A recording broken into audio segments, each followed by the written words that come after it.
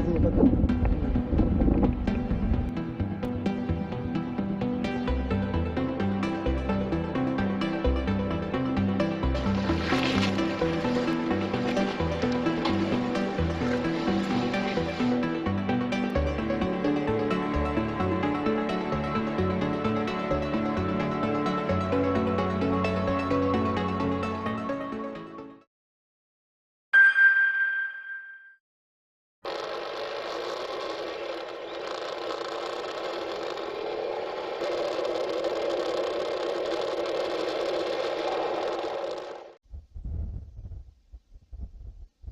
よし。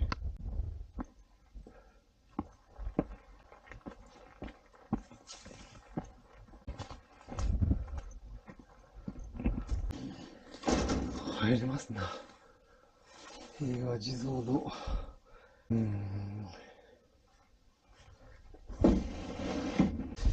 こも赤ちゃんかな、お母さんかな。ランドだったんですけども、完全にそこのとこで崩落してます。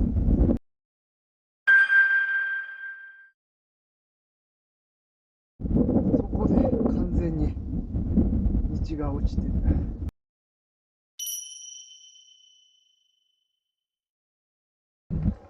ちょっとこっち側の方に迂回してきまして、こっち側の方に降りていけば山道の方に入れると思います。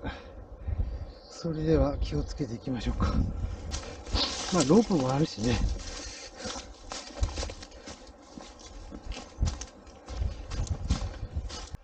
こんなお花が咲いてます。いやー、このお花にいつも元気をもらってますね。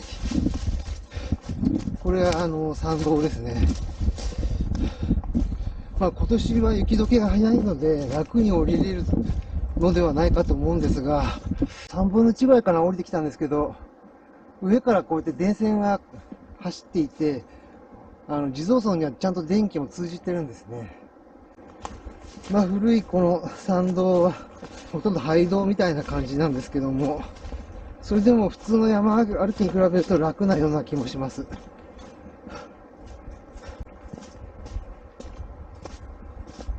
先日の救急隊の出動もですね、多分この道を通って降りてきたはずなんですよね。まああっち側の方まで雪が残ってるな。もうおたもい海岸がですね、ほら崖のネットとかもよく見えるんですけど、地蔵村がもう目の前に海が広がって気持ちいい感じです。堂森さんとお話が、できればなと思ってるんですけども、今もうすぐそばが地蔵村なんですけども、すごいことになってます。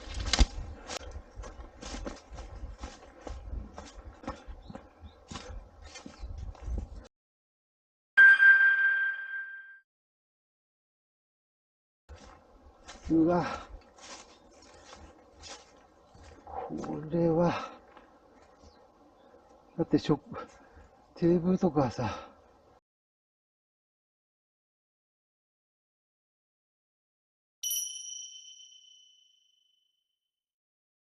服だって、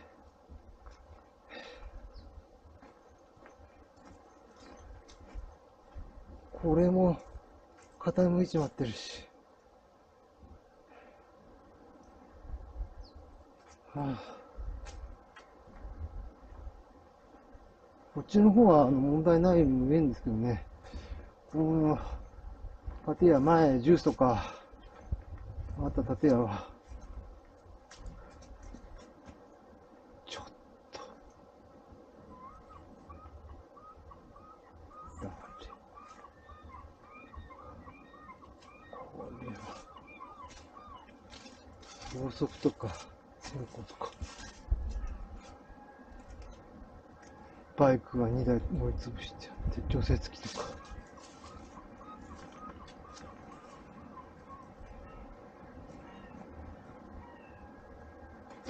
こっちの方にでも、大森さん住んでたような。ごめんください。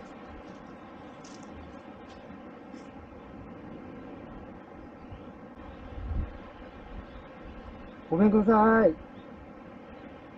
今週の前半にはここに救急隊員がいたっていうことなんですけどね。誰もいないです。竜宮閣跡の展望台にも今日は誰もいないですね。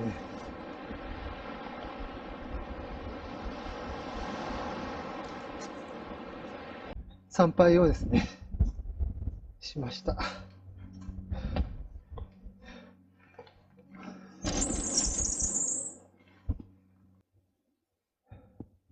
あれカレンダーがさ、10月のまんまだよな。あれ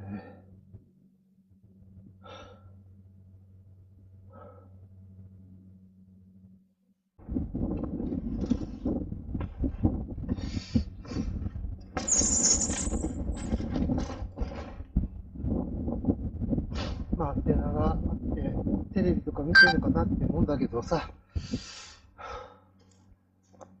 すいません。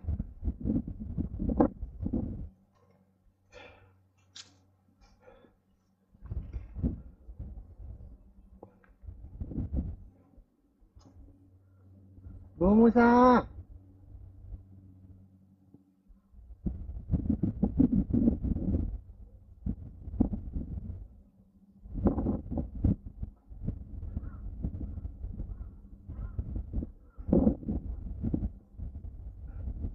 このね、家屋がちょっとすごい心配ですね。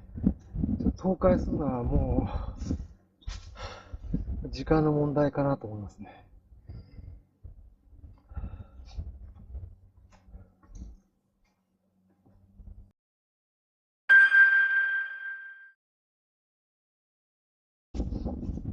大森さんは元気なんだろうか、本当に。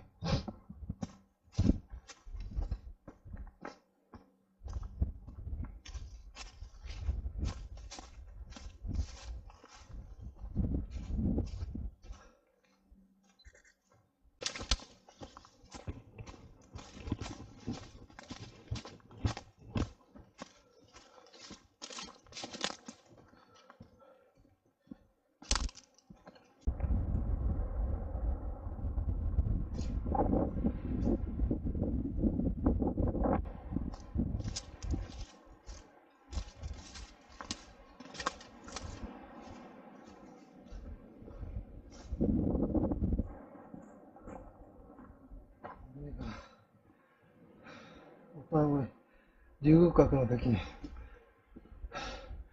建設に携わった斉地郎さんの転落されて命を落とされた斉地郎さんのお地蔵さんだ。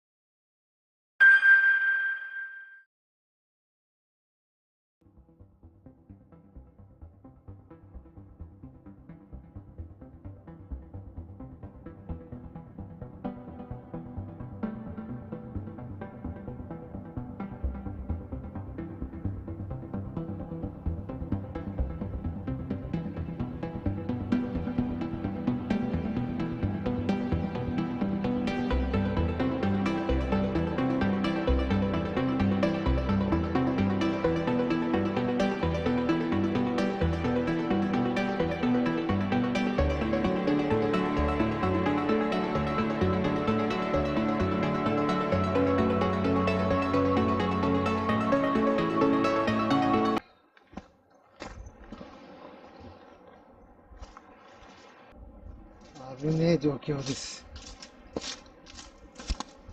大森さんがここ作ったとは思えないです。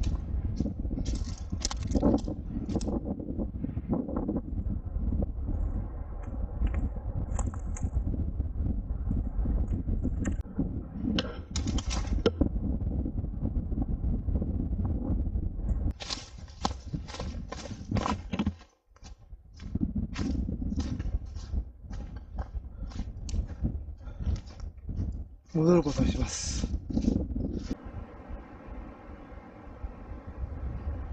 人がいる様子はないんで、ちょっと海岸の方に降りてみますか。確かね、海岸には降りるロープがあって、道森さんがたまに昆布とか拾いに行ってるって話を聞いたことあるんで、船が4艘ぐらいか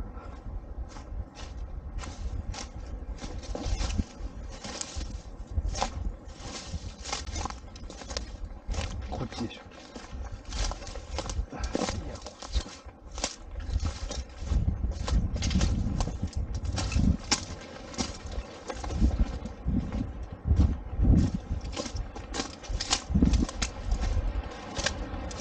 すげえ、トイレとかもあるし、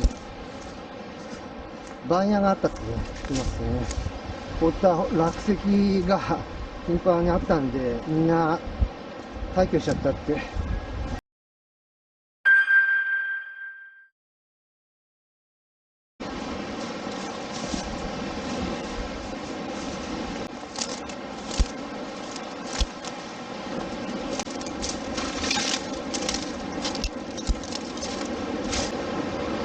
海岸に降りてきたのが、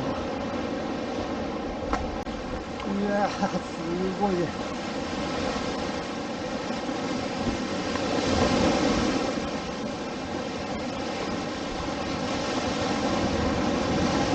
まあ、竜宮閣もはっきり見えますわ。昔はそこに、二見岩に鳥居があって、絶景のこう、写真撮影のスポットだったんですけども、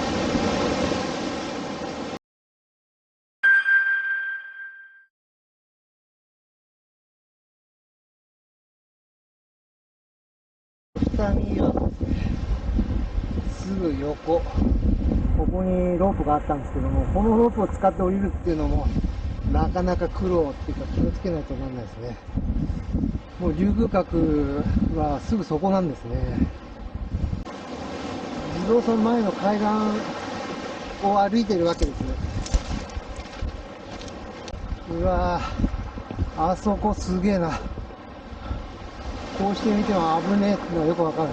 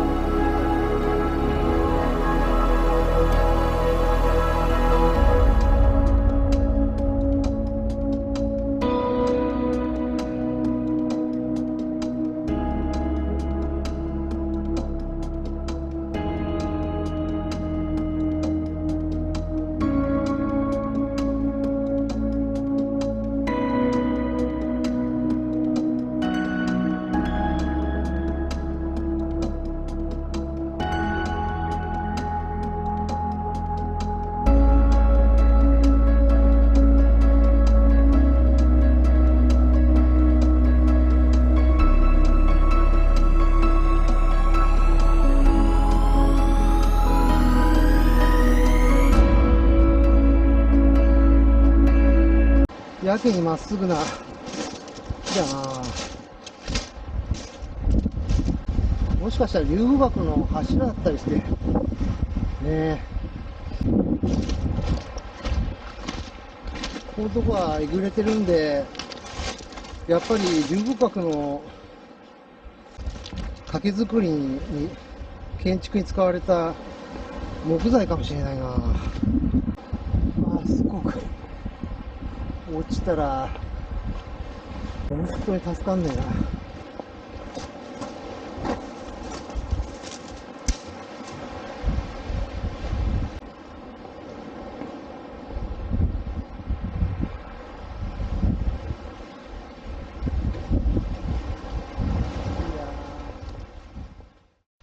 4月10日、おたまい海岸でご遺体が発見された。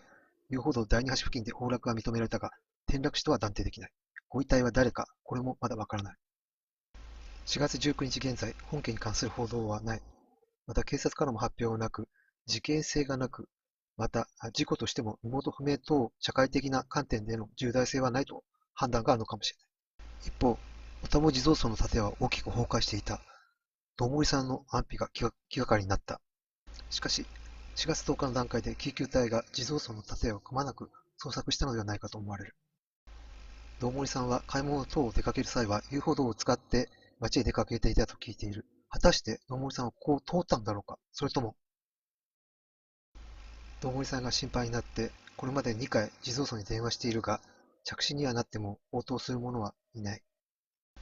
現在、おたもい海岸では再開発の動きが加速している。行政はしっかり進めると言っているが、地蔵村のことはあまり考慮していないように見える。